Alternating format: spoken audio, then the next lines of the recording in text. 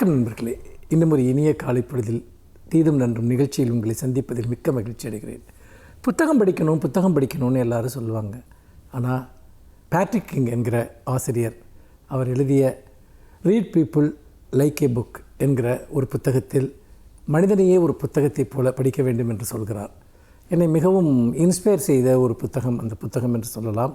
ஏனென்றால் ஒரு புத்தகத்தை படிப்பதற்கு நாம் என்ன வழிமுறையை கையாள்கிறோமோ அதையே ஒரு மனிதனை அறிந்து கொள்வதற்கும் பயன்படுத்தலாம் என்பதுதான் அந்த அவருடைய நூலினுடைய ஒரு சாராம்சம். எப்படி ஒரு புத்தகத்தைப் போல ஒரு மனிதனை படிப்பது, நாம் இந்த நாட்களில் அதை பற்றி நாம் பேசலாம். அதில் மிக முக்கியமாக அவர் சொல்லக்கூடிய விஷயம் என்னவென்று கேட்டால், ஒரு புத்தகத்தை நாம் படிக்கிற போது பின்பற்றுகிற அதே முறை. நீங்கள் பக்கம் பக்கமாக ஒரு புத்தகத்தை நீங்கள் பிரித்து படிக்கிறீர்கள். மனிதனுக்குள்ளும் பல்வேறு விதமான பக்கங்கள் இருக்கின்றன. ஒரு புத்தகத்தை அதனுடைய உணர்ச்சி நிலையிலிருந்து புரிந்து கொள்கிறீர்கள். இன்னொரு புறம் அதனுடைய அறிவு நிலையிலிருந்து புரிந்து கொள்கிறீர்கள். இன்னொரு புறம் அதனுடைய சொற்களால் புரிந்து கொள்கிறீர்கள். இன்னொரு புறம் அதில் இருக்கக்கூடிய வெளிப்படையான பொருள்கள், இன்னொரு புறம் மறைமுகமான பொருள்கள். இப்படியாக பல்வேறு விதமான ஒரு அளவீடுகளை கொண்டு ஒரு புத்தகத்தை நீங்கள் புரிந்து கொள்வது போலவே ஒரு மனிதனையும் பல்வேறு விதமான தரவுகளை வைத்து நீங்கள் புரிந்து கொள்ளலாம். அதற்கான பல்வேறு விதமான வழிமுறைகளை அதில் சொல்கிறார். மிக விரிவான அந்த புத்தகத்தினுடைய சில சுருக்கமான அம்சங்களை நாம் பார்க்கலாம். முதலில் அவர் சொல்லக்கூடிய ஒரு விஷயம் என்பது, நாம் ஒரு மனிதனை வெகு வேகமாக எப்படி புரிந்து கொள்வது, குயிக் அசஸ்மெண்ட் என்று சொல்வார்கள் இல்லையா, அப்படி மனிதர்களை முதல் ஒரு வேகமாக புரிந்து கொள்கிற ஒரு முறைக்கு அவர் முக்கியமாக சொல்லக்கூடியது என்பது அவர்களுடைய குரல், முகபாவம், உடல் மொழி, கண்கள். இதை முக்கியமாக சொல்கிறார். ஏனென்றால் ஒரு மனிதர் உங்களிடம் சொல்கிற வார்த்தைகளை வைத்தோ சொல்கிற கருத்தை வைத்தோ நீங்கள் அவரை மதிப்பிட்டு விட முடியாது. மாறாக அவருடைய குரல் எப்படி இருக்கிறது, அந்த குரலில் எத்தகைய உணர்ச்சிகள் பதிந்திருக்கின்றன, அவருடைய கண்கள் எப்படி இருக்கின்றன, அந்த கண்கள் உங்களிடம் எத்தகைய உணர்ச்சியை வெளிப்படுத்துகிறது, ஒருவருடைய உடல் மொழி, அந்த உடல் மொழியின் மூலமாக அவர் எத்தகைய சைகைகளை உங்களிடம் வெளிப்படுத்துகிறார். உதாரணமாக ஒருவர் உங்களிடம் மரியாதையாக பேசலாம், மரியாதையான சொற்களை கூறலாம். ஆனால் அவருடைய பாடி லாங்குவேஜ் என்பது மரியாதை குறைவான ஒரு அம்சத்தை வெளிப்படுத்தும். அதுதான் அவர் உள்ளுக்குள் அவர் கொண்டிருக்கக்கூடிய ஒரு உண்மையான உணர்வாக இருக்கும். அப்படி பார்க்கிற போது அந்த மறைபொருள், ஒரு புத்தகத்தினுடைய மறைபொருள்களை நாம் எப்படி படிக்கிறோமோ அதே போல் ஒரு மனிதனிடம் இருக்கக்கூடிய அந்த மறைவான உண்மைகளை நீங்கள் தெரிந்து கொண்டால் அந்த மனிதனோடு நீங்கள் எத்தகைய உறவுகளை பேணுவது என்பதை பற்றி உங்களுக்கு ஒரு தெளிவு கிடைக்கும். மாறாக நீங்கள் அதை கவனிக்க தவறுகிற போது அந்த மனிதருடன் உங்களுக்கு இருக்கக்கூடிய உறவுகளில் சிக்கல் ஏற்பட வாய்ப்பு இருக்கிறது. அதற்காகத்தான் முதலில் எந்த ஒரு ஹியூமன் ரிலேஷன்ஷிப் சம்பந்தமான எந்த நூலுமே இந்த ஐ கான்டாக்ட் என்பதை பற்றி திரும்ப திரும்ப பேசுகிறார்கள். ஏன்? அதாவது அந்த கண்கள் உங்களை நேர்மையாக சந்திக்கின்றனவா, அந்த கண்கள் உங்களை நம்பிக்கையோடு பார்க்கின்றனவா என்பதை நீங்கள் வெகு சுலபமாக அறிந்து கொள்ளலாம். அதே போல் புன்னகை, அந்த புன்னகை என்பது உங்களிடம் ஒரு தொடர்பு கொள்ளக்கூடிய ஒன்றாக இருக்கிறதா, அது சம்பிரதாயமான வெற்று புன்னகையாக இருக்கிறதா என்பதையெல்லாம் நீங்கள் கவனிக்கலாம். மனிதர்களை அசஸ் செய்வது, மதிப்பிடுவது என்பது அவர்களை எந்த அளவில் அவர்களுடனான உறவுகளை பேணுவது என்பதை நாம் ஒரு உறுதிப்படுத்திக் கொள்வதற்கான ஒரு முதன்மையான ஒரு விஷயம். பல சமயங்களில் நாம் கவனிக்க தவறுவதால் அல்லது கவனிப்பதற்கான ஒரு கூர்மையான ஒரு பார்வை நம்மிடம் இல்லாததால் நாம் சில சமயம் சிலரை தவறாக மதிப்பிடுகிறோம். அவர்களால் நாம் பல புதிய பிரச்சனைகளை நாம் வரவழைத்துக் கொள்கிறோம். இதிலிருந்தெல்லாம் நாம் விடுபட வேண்டும் என்று சொன்னால் நாம் மனிதர்களை ஒரு புத்தகம் போல படிக்க வேண்டும். மீண்டும் இன்னும் ஒரு புதிய சிந்தனையோடு உங்களை சந்திக்கிறேன். நன்றி, வணக்கம்.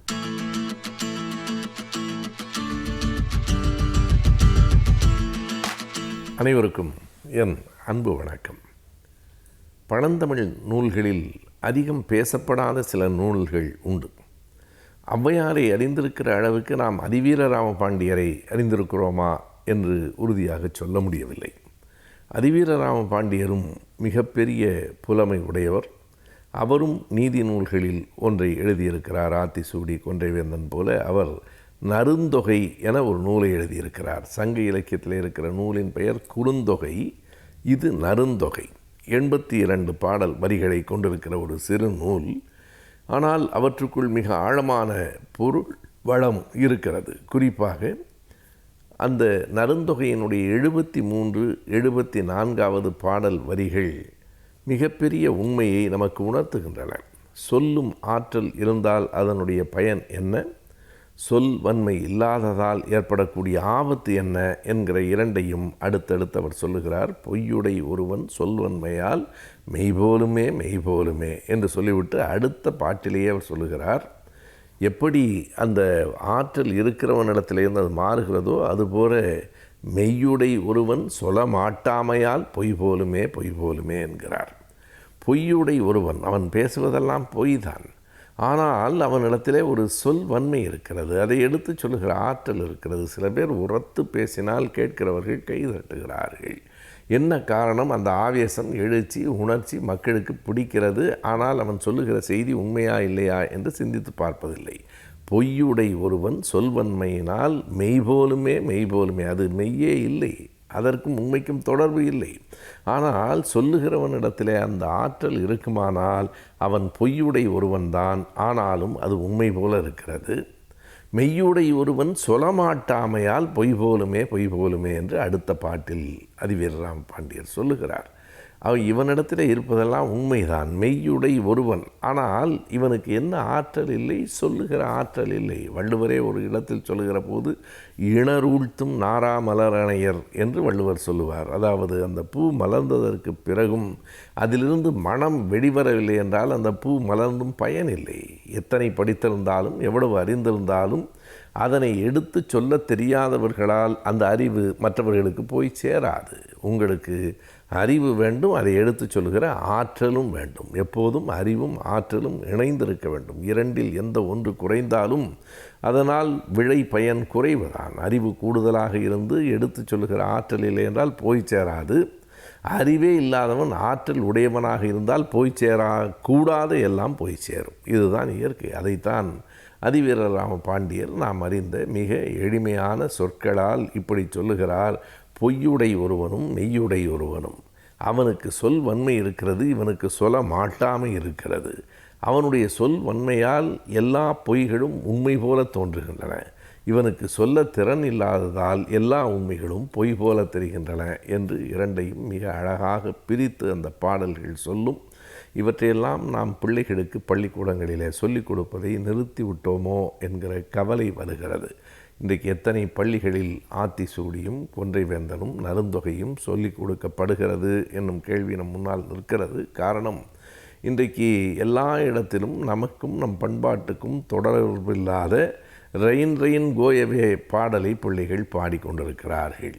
நமக்கு எல்லா மொழியினுடைய அறிவும் வேண்டும் தான். ஆனால் இந்த மண்ணின் பண்பாடு, இந்த மண்ணின் கலாச்சாரம், இந்த மண்ணின் சூழல் பிள்ளைகளுக்கு சொல்லிக் கொடுக்கப்பட வேண்டும். எனவே இந்த பாடல்களெல்லாம் கண்டிப்பாக ஒரு கட்டத்திலே தொடக்க பள்ளிகளிலே இவையெல்லாம் இருந்தன. ஆசிரியர் சொல்ல சொல்ல பிள்ளைகள் திரும்ப உரத்த குரலில் சொல்லுவதை நாம் கேட்டிருக்கிறோம். அந்த நிலை வெறும் சடங்கு அல்ல, வீணானதல்ல. அவையெல்லாம் வாழ்க்கையின் பொருளை எடுத்துச் சொல்லுகிற வரிகள். அந்த பாட்டில் அழகு இருக்கிறது என்பதையெல்லாம் தாண்டி அந்த பாட்டில் வாழ்வின் பொருள் இருக்கிறது என்பதால் நாம் இதை எண்ணிக்கொள்ள வேண்டும். அதிவீர ராமபாண்டியர் சொல்லியிருக்கிற கருத்து இதுதான். உன்னிடத்திலே மெய் இருந்தால் மட்டும் போதாது, அதை எடுத்துச் சொல்லுகிற ஆற்றலும் இருக்க வேண்டும்.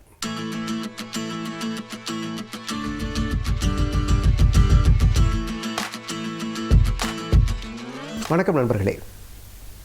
இன்றைக்கு ஒரு வித்தியாசமான எழுத்தாளர் எழுதிய ஒரு நல்ல புத்தகத்தினுடைய தகவல்கள் பற்றி பார்க்க போகிறோம். டாக்டர் ரிச்சர்ட் கால்சன், இவரை பற்றி நீங்கள் கேள்விப்பட்டிருக்கீங்களா இல்லையான்னு தெரியாது. 20ஆம் நூற்றாண்டின் இறுதியிலும் 21ஆம் நூற்றாண்டின் தொடக்கத்திலும், அதாவது சமீப காலம்னா ஒரு 20 ஆண்டுகள் இடைவெளியில் மிகப்பெரிய தன்முனைப்பு பேச்சாளராக அறியப்பட்டவர் டாக்டர் ரிச்சர்ட் கால்சன், அமெரிக்கர். இவர் எழுதிய ஒரு அற்புதமான புத்தகம் 1997 வெளிவந்த புத்தகமாக இருந்தால் கூட நம்ம 23-24 ஆண்டுகள் கழிச்சு நீங்கள் பார்க்குறப்ப கூட புதுசாக ஃப்ரெஷ்ஷாக இன்றைக்கும் பயன்படக்கூடிய நிலையில் இருக்கக்கூடிய ஒரு அற்புதமான புத்தகம், மிக அதிக விற்பனையான புத்தகம். அந்த புத்தகம் பற்றி தான் பார்க்க போகிறோம். Don't sweat for small stuff. Don't sweat for small stuff அப்படின்னா சின்ன சின்ன விஷயங்களுக்காக ரொம்ப அழுத்துக்காதீங்க அப்படின்றதான் சொல்கிற விஷயம். அப்படின்னா என்னென்னா, உங்களுடைய இலக்கை அடைகிற போது நிறைய மெனக்கெட்டு ஸ்ட்ரெஸ்ஸை வளர்த்துக்கலாம் செய்யாதீங்க, ரிலாக்ஸாக இலக்கை அடைங்க அப்படின்றதான் அந்த புத்தகத்துடைய சாராம்சம். இது மக்களுக்கு நிறைய பிடிச்சி போச்சு இந்த புத்தகம். அதனால் 135 நாடுகளில் அந்த புக்கு விற்றுட்ருக்கு. 31 மொழிகளில் மொழிபெயர்க்கப்பட்டிருக்கு. நியூயார்க் பெஸ்ட் செல்லிங் லிஸ்ட்டில் 2 வருஷம் முதல் இடத்துல இருந்தது. அந்தளவுக்கு புகழ்பெற்ற புத்தகம் don't sweat the small stuff. அதாவது அதுவரை வந்த புத்தகங்கள்லாம் என்ன சொல்லிட்டு இருந்தாங்கன்னா, இலக்கை அடையணும், வாழ்க்கையில் வெற்றி பெறணும்னா கடுமையாக உழைக்கணும், மிகப்பெரிய ரிஸ்க் எடுக்கணும் அப்படின்லாம் சொல்லிட்டு இருந்தாங்க. அந்த சித்தாந்தத்தை போட்டு உடச்சிட்டு டாக்டர் ரிச்சர்ட் கால்சன் என்ன சொல்கிறாரு, ரிலாக்ஸ்டாக இலக்கை அடையலாம்ப்பா, இலக்கை அடைவது என்பது அவசியம்தான், மெனக்கட்டுக்க வேண்டியதில்லை, ரிலாக்ஸ்டாக பண்ணலாம், ஸ்ட்ரெஸ் இல்லாமல் இலக்கை அடையலாம், அதுக்கு நான் வழி காமிக்கிறேன் வாங்க அப்படின்னு சொல்லி எழுதின புத்தகம் தான் அந்த புத்தகம். இந்த புத்தகம் ரொம்ப ஒரு எளிமையான நடையில் எழுதப்பட்டிருக்கூடிய புத்தகம், ஒரு அருமையான புத்தகம், படிப்பவருக்கும் எளிய முறையில் நம்மளும் அடையலாமே நம்ம இலக்கை அப்படின்னு யோசிக்க வைக்கிற புத்தகம். இந்த புத்தகத்தில் என்ன சொல்கிறார் அப்படின்னா, ரொம்ப அடிப்படையில் சொல்லணுன்னா, நல்ல மனிதராக இருங்க, ரொம்ப ஸ்ட்ரெயின் எடுத்துக்காதீங்க, நீங்கள் இலக்கை அடைய வேண்டும் என்பது அவசியம்தான், அதுக்கு ரொம்ப கஷ்டப்படாதீங்க, ரிலாக்ஸ்டாக இலக்கை அடைங்க, அதே சமயம் மனிதாபிமானத்தோட வாழ்க்கையை வாழுங்க, உங்களுடைய வேலைகளில் நிறைய விஷயங்களை நீங்கள் குறைச்சிக்கங்க, தேவையில்லாமல் நிறைய நீங்கள் எல்லாருக்கும் அது பண்ணுறேன் இது பண்ணுறேன் போய் ஒம்பள மாட்டிக்காதீங்க, நேரத்தை இழந்துடாதீங்க, ஸ்ட்ரெஸ்ஸை இழுத்துக்காதீங்க, நீங்கள் உங்கள் செயல்களை திரும்ப திரும்ப திரும்ப அனாலிசிஸ் பண்ணி நீங்கள் செய்கிற கரெக்டாக யோசித்து பண்ணுகிற போது வாழ்க்கை இன்பமாக இருக்கும், எளிமையாக நீங்கள் இலக்கை அடைய முடியும் அப்படிங்கிறார். நிறைய உதாரணங்கள் சொல்கிறார். சொல்கிற சில முக்கியமான விஷயங்களை சொல்கிறேன். என்ன சொல்கிறாரு, நம்ம நம்முடைய லீடர்ஷிப் குவாலிட்டி காமிக்கிறக்காக நான் நிறைய பேருக்கு உதவ போகிறேன், நிறைய பிரச்சனைகளை தீர்க்க போகிறேன் அப்படிலாம் போய் நமக்கு சம்மந்தம் இல்லாத நிறைய விஷயங்களை தலையிடுறோம். நமக்கு சம்மந்தமே இல்லாத அரசியலை பற்றி நிறைய நேரம் பேசுகிறோம், திரைப்படங்களை பற்றி நிறைய நேரம் பேசிகிட்டு இருக்கோம், நிறைய கட்ட பஞ்சாயத்து பண்ணுறோம், நிறைய பேர் நான் உதவ போகிறேன் பேர் வழின்னு போய் அவங்க பிரச்சனையில் மூக்க நுழைக்கிறோம், அவங்க அனுமதி இல்லாமல் அவங்க பிரச்சனையை தீர்க்கிறேன்னு சொல்லி அவங்களை உதவ போகிறோம். இதெல்லாம் தேவையில்லாத பிரச்சனைகளை உங்களுக்கு இழுத்து போடும், உங்களுடைய வாழ்க்கையை நிம்மதியை குறைத்து விடும். அதுக்காக பிறருக்கு உதவவே கூடாது, பிறருடைய பிரச்சனையை நீங்கள் தீர்க்கவே கூடாதுன்னு சொல்ல வரல. யாராவது உங்களை தேடி வந்தாங்கன்னா அவங்களுக்கு மட்டும் சின்ன சின்ன உதவிகளை பண்ணுங்கள். ஏன்னா அவங்களுக்கு உதவ வேண்டும் என்பது உங்களுடைய வாழ்க்கை நோக்கமாக இருக்க முடியாது. உங்கள் வாழ்க்கையில் ஒரு இலக்கு இருக்குன்னா அந்த இலக்கை அடையிறது தான் உங்கள் நோக்கமாக இருக்க முடியும். ஆக அந்த இலக்கு என்ன, அது சார்ந்து நீங்கள் பயணிக்கலாம். பயணிக்கிறப்ப ரொம்ப வேகம்லாம் தேவையில்லை, நிதானமாக ரிலாக்ஸ்டாக அந்த இலக்கை சென்றடைகிற பயணமும் இனிமையாக இருக்க வேண்டும். இலக்கை அடைஞ்ச பிறகு தான் சந்தோஷமாக இருப்பேன் நீங்கள் இருக்க வேண்டிய அவசியம் இல்லை. இலக்கை நோக்கி பயணிக்கிற பயணமும் மகிழ்ச்சியானதாக இருக்க வேண்டும், ரிலாக்ஸ்டாக பண்ணுங்கள் அப்படிங்கிறார். யாராவது வந்தாங்கன்னா சின்ன சின்ன உதவிகள் பண்ணுங்கள், அன்பாக காது கொடுத்து கேளுங்க, 4 பேர் பேசுனாங்கன்னா காது கொடுத்து கேளுங்க, அவங்களுக்கு முடிஞ்சால் சின்ன சின்ன உதவிகள் பண்ணுங்கள், அவங்க கேட்டாங்கன்னா பண்ணுங்கள், மனிதாபிமானத்தோடு இருங்க, ஒரு கைண்டாக இருங்க, அதாவது ரூல்ஸ் பேசாமல் ஒரு அன்போடு இருங்க, உங்களை சுற்றி இருக்க மனிதர்களை நேசிக்க கற்றுக்கொள்ளுங்கள். அதெல்லாம் உங்களுக்கு ஸ்ட்ரெஸ்ஸை குறைக்கும், ஒரு நல்ல மனிதராக இந்த உலகத்திற்கு உங்களை எடுத்துக்காட்டும். அதெல்லாம் உங்களை இலக்கு நோக்கி அழைத்து செல்வதற்கான நிறைய பலங்களை கொடுக்கும், பலன்களையும் பலத்தையும் கொடுக்கும்ன்றார். அந்தளவுக்கு ஒரு அற்புதமான விஷயமாக வாழ்க்கையை அனுபவித்து அந்தந்த நிமிஷங்களில் ரசித்து வாழுங்கள். அப்படி வாழ்ந்தீர்களே ஆனால் வாழ்க்கை இன்பமயமாக இருக்கும் அப்படின்றார். அவர் என்ன சொல்கிறாரு, காரில் போகிறது மாதிரி தான் வாழ்க்கை. இலக்கு வெளியில் இருக்குது, நீங்கள் காருக்குள்ளே இருக்கீங்க, காருக்கு உள்ளே இருந்துட்டு வெளி உலகத்தை பார்க்குறீங்க, வெளி உலகத்தில் இருக்கக்கூடிய விஷயத்தை அடையிறீங்க. அது மாதிரி தான் வாழ்க்கையே இருக்கணும். ஆனால் நம்ம என்ன பண்ணுறோம், தலைகீழாக பண்ணிகிட்ருக்கோன்றார். உதாரணத்துக்கு நம்ம படிக்கிறப்பயே நமக்கு என்ன தேவை, நமக்கு என்ன தெரியும், இல்லை நமக்கு என்ன பிடிக்கும் பார்த்து படிக்கிறதில்ல. எந்த படிப்புக்கு இன்றைக்கி டிமாண்ட் அதிகம், அதை படிக்கலாமே அப்படின்னு சொல்லி அந்த வெளி உலகத்துக்கு ஏற்ற மாதிரி உங்களை மாற்றிக்க பார்க்குறீங்க. இங்கே தான் பிரச்சனை வருது. உங்களுக்கு என்ன பிடிக்குமோ அதை படிங்க. வேலைன்னு போகிறப்ப எந்த துறையில் இன்றைக்கி வேலை வாய்ப்பு அதிகமாக இருக்குது அப்படின்னு பார்த்து அந்த துறை சார்ந்து ஓடுறீங்க, தேவையில்லை. உங்களுக்கு என்ன வேலை செய்ய பிடிக்குமோ அந்த வேலையை பாருங்கள். கார் வாங்குறப்ப என்ன கார் இன்றைக்கி டாப்பில் இருக்குது அதை நான் வாங்க போகிறேன் அப்படின்றீங்க, தேவையில்லை. உங்களுக்கு என்ன கார் பிடிக்கும், உங்களுக்கு தேவை என்ன, காரில் போகணுமா, எவ்வளோ வேகத்தில் போகணும், அதுக்கான சின்ன கார் இருந்தால் கூட போகிறோம், அதை வாங்கிக்கோங்க. ஆக உலகத்தில் என்ன நடக்குது, இது என்ன பெருசு, அதை நான் வாங்குவேன், இதை நான் வாங்குவேன், வெளியிலேருந்து யோசிக்காதீங்க, உங்கள் உள்ளேருந்து யோசிங்க. உங்களுக்கு என்ன தேவை, இது போருமே, நம்முடைய தேவையை, நம்முடைய நோக்கம், நம்முடைய இலக்கை அடைய இது இருந்தால் நல்லா இருக்குமே, இப்படி யோசிச்சிங்கன்னா நிம்மதியாக இருப்பீங்க. இழுத்து போட்டுட்டு மன அழுத்தங்களையும் ஸ்ட்ரெஸ்ஸு சொல்கிறோம்ல, மன அழுத்தம், ரத்த அழுத்தம் எல்லாம் எல்லாத்தையுமே நீங்கள் உருவாக்கிட்டு கஷ்டப்பட மாட்டீங்க. வாழ்க்கையை அமைதியாக இன்பமயமாக வாழ முடியும் அப்படின்றாங்க. இன்னொன்று, நிறைய பேர்ட்ட பர்ஃபெக்ஷன் எதிர்பார்க்காதீங்க. நம்மளை சுற்றியுள்ள மக்கள் பெர்ஃபெக்டாக இருக்க தான் மாட்டுறாங்க. அதனால் அதை அக்செப்ட் பண்ணிக்க கற்றுக்கங்க, மனிதர்களை ஏற்றுக்கொள்ள கற்றுக்கொள்ளுங்கள். தேவையில்லாமல் நடு ரோட்டில்னு சண்டை போடாதீங்க, ஆர்கியூ பண்ணாதீங்க. ஒய்ஃபாக இருக்கலாம், பிள்ளைங்களாக இருக்கலாம், நண்பர்களாக இருக்கலாம், ஆர்கியூ பண்ணுறதுல அர்த்தமே இல்லை. சின்ன விஷயத்துக்கு விட்டு கொடுத்து போயிடுங்க. வேணுமா, ரைட், ஓகே பண்ணிப்பா, உனக்கு பிடிக்குதா பண்ணிக்கப்பா. இதில் வந்து நான் வந்து போய் நின்றுலாம் சண்டை போட வேண்டிய அவசியம்லாம் இல்லை. இப்போ ரோட்டில் போகிறீங்க, ஒருத்தன் மோதிட்டான், சரிப்பா அடிபட்டுச்சாப்பா பார்த்து போப்பா, போயிட்டே இருங்க. ஏன் வண்டியில் எப்படி மோதினா, நான் கரெக்டாக தான் வந்தேன், நீ தெரியாமல் வந்தேன்னு சண்டை போட்டுருந்தீங்கன்னா என்ன ஆகும்? அன்றைக்கி பொழப்பு கெடும். அது தேவையில்லைங்கிறார். விட்டு கொடுத்து போங்க. நான் அன்றைக்கி ஒருத்தர் வீட்டுக்கு போய் பார்த்தேன். பேஸ்ட்டு பின்னாடி இருந்து அவர் பிதுக்கிறாரு, பையன் வந்து நடுவில் பிதுக்கிறான், சண்டை வருது. பேஸ்ட் எப்படி தான் பிதுக்கணுன்றார். எப்படி பிதுக்கினா என்ன, பேஸ்ட்டு தானே, விட்டு கொடுத்து போங்க. சின்ன சின்ன விஷயங்களை விட்டு கொடுத்து போங்க. அதான் சொல்கிறார், don't sweat for small stuff.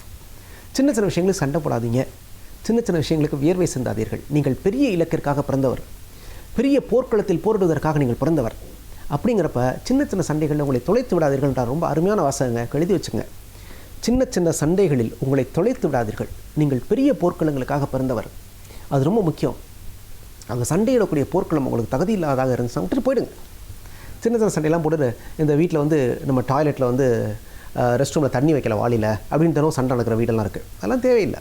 வைக்கலையா, வைக்கல, அவ்வளோதான், ஓகே ஃபைன். அப்புறம் என்ன, அடுத்து என்ன? இதில் போய் நம்ம சண்டை போட்டுறக்கூடாது. நான் யார் தெரியுமா அப்படின்னு. செக்ரட்டரி வந்து நோட் எடுத்துகிட்டு வரல அப்படின்னு சொல்லி நான் திட்டிருக்கக்கூடாது. நோட் எடுத்துகிட்டு வரலையாமா, நாளைக்கு நோட் எடுத்துகிட்டு வா, முடிஞ்சு போச்சு. நிறைய விஷயங்களை நீங்கள் அனாலிசிஸ் பண்ணி ரொம்ப பெர்ஃபெக்ஷன் எதிர்பார்க்காமல் போனீங்கன்னா வாழ்க்கை இனிமையாக இருக்கும் அப்படிங்கிறார்.